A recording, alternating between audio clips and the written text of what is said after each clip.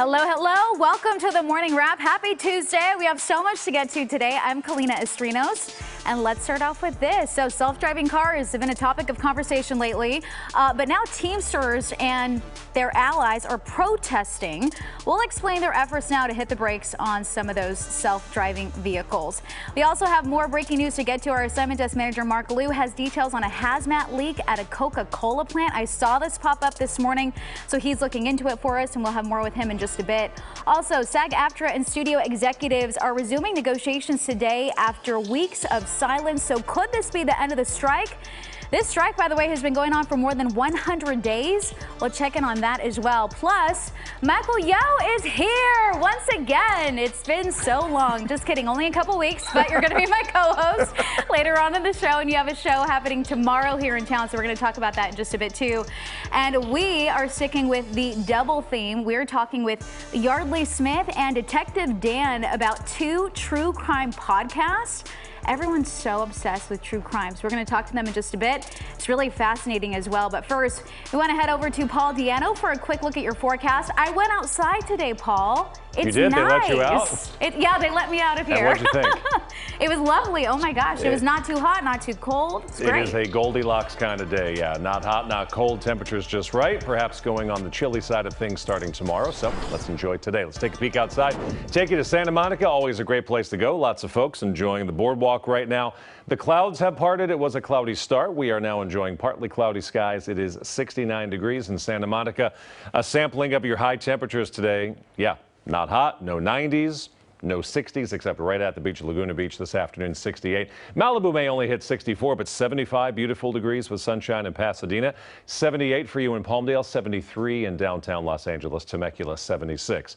Tomorrow will be the first cloudy day in Los Angeles for the entire month. It's nice that that happens on the 25th of the month, but the streak will end tomorrow. Cloudy and likely some morning drizzle tomorrow. A much thicker marine layer courtesy of a storm racing through the Pacific Northwest. Tomorrow's high only 68 degrees. Valleys will be a little cooler tomorrow with that morning drizzle, but kind of cloudy Wednesday and Thursday. Inland Empire, you're going to get the clouds as well. Sunny today, cloudy Wednesday and Thursday, sunnier but cooler as we approach the weekend. And the high desert, a windy 75 tomorrow. So enjoy the calm weather today. Sunshine 78. Kalyna. All right, Paul, thank you. Let's get to one of our big stories today. Studios and striking actors are meeting today after calling off talks almost 2 weeks ago. And the strike is the longest in SAG-AFTRA's history. Actors are telling us they are anxious to get back to work, but they also say that it's up to the studios to make that happen. When talks broke down a few weeks ago, it was because the union and the studios were still far apart on several issues that include sharing stream revenue, also the use of artificial intelligence as well. Also this morning, the fight to put the brakes on expanding self-driving vehicles across California is also heating up this morning. The Teamsters union staged a protest in Venice where Waymo's sister company Google resides. And we do have our KCAL News reporter Amanda Starantino there with more on their concerns this morning. A rally against self-driving cars happening today outside of Google's Venice headquarters. Now, the Teamsters Union pointing to the ongoing safety concerns with Waymo. The self-driving robo-taxis are expanding their services through Los Angeles currently. Today, though, a lot of safety concerns being voiced outside of Google when it comes to these self-driving cars. In attendance, the Teamsters Union and the International Association of Firefighters. Tomorrow at LA City Council, Councilmember Hugo Soto Martinez will introduce a resolution when it comes to self-driving cars. The Teamsters plan to be there as well. For the Morning Wrap, I'm Amanda Starantino. Amanda, thank you. And we have other big stories we are tracking today. So for that, I'm joined by assignment desk manager Mark Liu right here at the desk. And first up, police were responding to a car accident scene, but they ended up finding someone shot instead. Yeah, it's strange. It kind of took a turn. They initially responded for the report of a car crash, a car that hit a pedestrian. When officers arrived, they found a man down on the street. But as paramedics were treating him, they found out that he had been shot instead of hit by a car. Let me show you some video from our breaking news photographer. The call came in just before 4 a.m. this morning at West 84th Place in Western and South LA. Now, LAPD officers responded here to a 911 call of an accident involving a car that hit a pedestrian. But when police got there, they didn't find any sort of car crash here. All they found was an adult man down on the ground, clearly suffering from some kind of injury. So they initially thought this might have been a hit and run. Well, LA City Fire paramedics responded, and as they were prepping this patient for transport, they discovered that he had been shot at least once. They rush him to a trauma center where he's alive, but it's unclear what his condition is. You know, there was a crime scene was set up, and homicide detectives were assigned to start gathering evidence. They're going to try and figure out what happened here. Right now, there's no suspect description or motive for the shooting. That's going to be difficult. So, of course, if anyone has information, they're urged to reach LAPD. out. You've also been talking about this and keeping an eye on a hazmat situation. So what do you know about this one? So this was a pretty big hazmat operation. 4 different fire departments responded to assist each other with this hazardous material spill or leak at a very large Coca-Cola plant in Downey. Now, it turns out the whole thing was due to leaking ammonia. Let me show you some video from SkyCal. Those are 2 Santa Fe Springs fire engines here. They responded along with Long Beach Fire, Compton Fire, and Downey Fire at about 5 a.m. this morning to this very large Coca-Cola facility on Cleta Street. It's not far from the intersection of Firestone and Lakewood. Now, multiple employees reported some kind of a hazardous materials leak inside. Firefighters evacuated the whole building and went to work identifying what was possibly causing this problem. Turns out, as I said, it was some kind of ammonia leak. The ammonia was being used as part of the cooling system at this facility. Now, no injuries were reported here, but everyone got out of that building while firefighters contained the leak and got it shut off. And now they're working on clearing out any remaining ammonia and reopening the plant and getting everybody back to work inside. That's it from desk. Mark, thank you so much. We're also talking about this morning. PlayStation's latest game is now swinging to new heights. Take a look. You don't know what you took from me. Okay, so take a look at your screen. It looks so fun and exciting. Marvel's Spider-Man 2 for PlayStation 5 sold more than 2.5 million copies in its first 24 hours, and that makes it PlayStation Studios' fastest-selling game ever. The highly anticipated game was released Friday, and you might remember we had Stephen O. Young, aka Mr. Negative, on the show last week. He was here and he showed me how to do some really cool stunt moves. He said I was pretty good, which I was surprised, but you gotta look at the video to tell for yourself. That's debatable. Was he lying, or was he like you thought he was serious? You know, it's like when I tried to do comedy in front of you. Yeah, that you was made horrible. me feel better about it, but we all know it was terrible. Yes, we did. Hey, you know who's talking right now? Michael Yo. Hey, what's going on? So you said you were going to be in town, so I said, come on down and be my co-host. I didn't actually read your text, but I showed up and I'm a co-host. So yeah, let's do this. I'm so excited because you actually have already talked to our guest today. Amazing. Yeah, in the I past. love them. We are so excited. So let's tease this. Yeah. So we're going from the video games to the podcast. True crime podcasts, we know, have been really, really popular over the years. But with more than 45 million downloads to date, one seems to stand out above the rest. Take a look. Kimberly Compton had just graduated from high school. She was from Pepin, Wisconsin, about 80 miles south of St. Paul.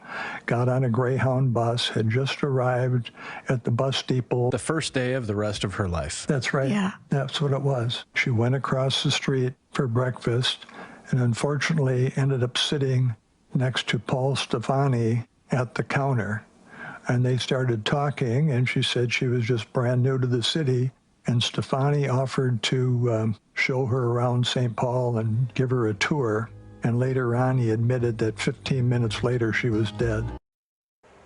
Okay, Oh, so wow. joining me right now, Yeardley Smith and Detective Dan, co-hosts and producers of the podcast, and Michael Yo here as well. You guys all know each other. We do. Michael's interviewed me many times. Before now he's mega. This Oh, was yeah. when he was Oh, yeah, let me a tell you. little more medium sized. Is he putting on the "I'm too cool for you" vibes? No, I'm just no, I'm he's totally lovely as teasing. pie. I'm totally teasing. You're not the only one that can poke fun at people. I know. No, like I said, I've gone back with her, and it's so great to see her and doing big things. So I'm still proud. I'm proud to see you. Thank you so much. So much love here. Okay, so I have to admit, when my producer came to me and said, you're going to do this interview, and she told me the name, Yeah. my mind went elsewhere. So let's talk about the name of the podcast. I'm not going to say it. I'm going to let you guys say it, and then explain to me why the name. Well, this is Detective Dan. He also happens to be my husband, but he's a co-host along with his twin brother on the podcast. And Dan came up with the name. So Dan, tell me about the name. It was a joke, honestly, it was a joke. I was just throwing it out there, and it stuck. It's Smalltown Dicks. Dicks referring to the noir slang for detectives. And my brother and I, David, we worked in a small town, so it perfect synergy there. But also, when we started the podcast, I think we thought like, well, our moms will listen, and like 15 more people. Yeah. Right? And now here we are with over 50 million downloads, and like, oh, and now we're stuck with the name. So. Well, I think the name is, it catches your attention. It sure does. Yes. You don't know really what it does. is until you listen to it. That's what's great about it. You know That's what I mean? true. Very true. All of the cases are told by the detectives who investigated them, which really set us apart when we first came online in 2016? 2017. 2017. We're 13 seasons in. We do 2 seasons Crazy. a year. And it really was Dan and Dave's brainchild, to be honest. When I first started dating Dan, I would go over to his house. His brother would come over. They would just talk about their week, and it was jaw-dropping. And so this idea for a podcast came up, and it was clear that it had to come from them. Yes. And I would be you. If you had the privilege to sit at that table and ask any question you wanted, that was my job. Well, That is so cool. I have a question, and this is something personal. Why are people so fascinated with true crime? Because to me, I'm scared to listen to it a lot of the time. Because I get scared listening to what people can actually do, but people are fascinated by it. Why is that, you think? And you being in the field, why is that?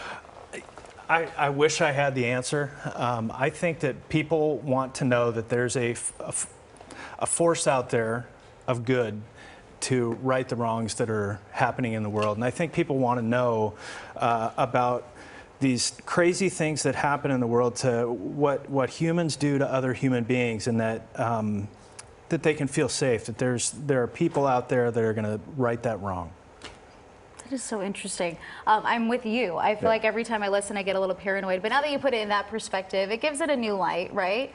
I do want to talk about your history. So obviously, you're the voice of Lisa Simpson. Best job in the world. There's Yes. there's a big difference between doing that and doing this. And you guys are married. Yeah. So tell me about life at home, and then dealing with this true crime podcast, which is doing phenomenally everywhere. How do you balance it all? You know, it's tricky, I will say. Working with your spouse is complicated, especially if you're the boss. It's my company that I co-founded that produces the podcast. We're independently owned, which is also unusual in this landscape. And so, you know, Dan's actually not an employee of the company, but I still have to tell him what to do, a little, like pickups and things. Of course. So, and he's I love his face. I know. It's just like being married, right? Your wife tells you what to do. And you do it. I do. And you say yes. Happy wife, happy life. Boom. Aw, sweet. Bam. Wait, before you guys go, because we ran out of time already, you have another podcast. I do. It's called The Briefing Room. It's my brother and I. My brother Dave, he's identical twin brother. And it's an offshoot from Smalltown Dicks. It was basically, we saw a space out there that I think Smalltown Dicks is really case oriented. The Briefing Room is more talking about the gears of justice and all the different things that have to happen for a case to come together. We talk to medical examiners, we talk to child advocates, we talk to cold case investigators. And I think it gives you a kind of a behind the scenes look of what law enforcement deals with every day. So interesting. Well, thank you both for being here. Thanks for How'd having you guys us. meet, by the way? Oh, it's a great story. Can you summarize it in 15 seconds? Yeah. Okay. So I was a last-minute replacement at a Simpsons event out of town. I said, it was a tiny town. I said, what kind of security do you have? And they're like, hold please. And they go away, come back a few days later, and they said, we're going to assign you a plainclothes detective from the police department. And that was Dan. Oh my The gosh, bodyguard. you It was a guys. bodyguard situation. Oh my God. You guys should do a true love podcast. Yeah, and it's my third marriage and his first, so There I you hope go. it works out for him. On that note, thank you both for being here, and congratulations on the success. Thank you. 13 seasons, that's incredible. We're going to put all this up on our website, kcalnews.com/The Morning Wrap, so you can check it out, listen to it, and live through them. This is great. All right, coming up, we're talking about rats. Yep, there's an app that gives you the heads up on rats. So we're going to break this down coming up in just a little bit. Stick with us.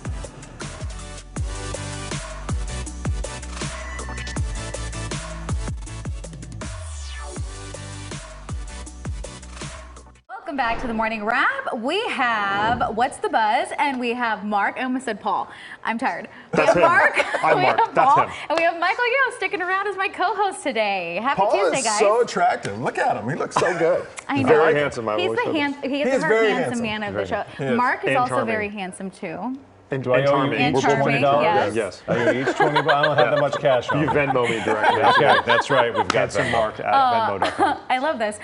Before we get into What's the Yes. Buzz, you have a show tomorrow. Okay, they say I got 15 seconds. Yes, I have a show tomorrow. Melrose Improv. It's at 7:30. You can get your tickets, michaelyo.com. Boom, go. Wow, that was That was fast. pretty good, That was right? 8 seconds. You should have said it a little slower so people could understand what you were saying.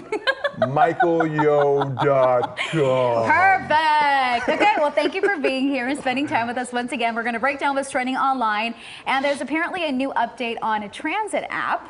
Take a look. Can we talk about this transit app update? It tells you how ratty the station is. Some rats, and there's a scale of how many rats. 89th rattiest is 42nd Street. I'm gonna use that. Okay, so you heard her little video there. According to the transit site, the New York City subway rat detector feature, this is real, is a crowdsourced project for the app users. The way it works is that when an app detects a user at a subway station, it'll then ask them if they see any rats. They can just choose from none, 1, 2, or so many rats. And based on their answers, the app will then let the other users know how many rats are at a station. This is in New York, you guys. This isn't here. We know New York has a huge problem with rats. I feel like this is great, right? I think it's, yeah. Yeah, you would want to know how many rats are at your station. But you also got to understand the rats are huge in New York City. They're I really was in New York. I saw a rat actually using the app, ratting out his friends. He was like, "Yo, I got a bunch of friends over there. Go get them." I saw it.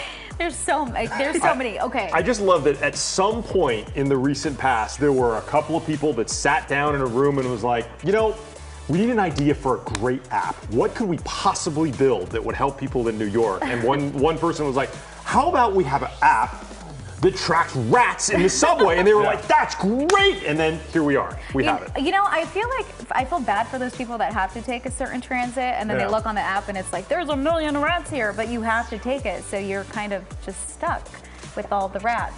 Paul, have you been in a rat-infested subway? No, I have not, okay. actually. Thank you. I was just wondering. But if you don't want somebody to use a certain subway station to make it less crowded, I would just start hitting every day. So many rats. That there's so many rats, you don't want to come here. Therefore, now my station is. See? So you can manipulate the system. This guy, not just good looking, He but takes smart. it up a notch. Just kicked it up a notch. They can start a whole franchise. I mean, the next great app will be the cockroach detector, also at the different, Probably have that. stations. That you could do that too, because that's also apparently what populates a lot of New York subways as well. I've never enjoyed talking about rats so much, guys. We want to hear about what other people had to say about the rat detector. This user said, "I'd love rat updates." Very enthusiastic. This other user shared she needed this when she was in New York. And another user shared she actually stopped using the app a while ago, but now wants to download it just for this feature. I mean, So these there you rats go. are strong. Have you seen like the videos? They like drag burgers and hot dogs and and pizza everything. and boxes. It's crazy.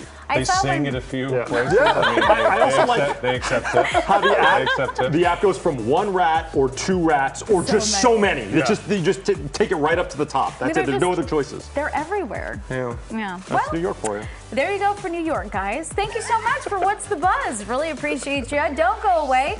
This guy's sticking around, Michael Yo. We're going to talk about two furry friends looking for their forever home. They're here. We're so excited. Stick with us. We'll be right back.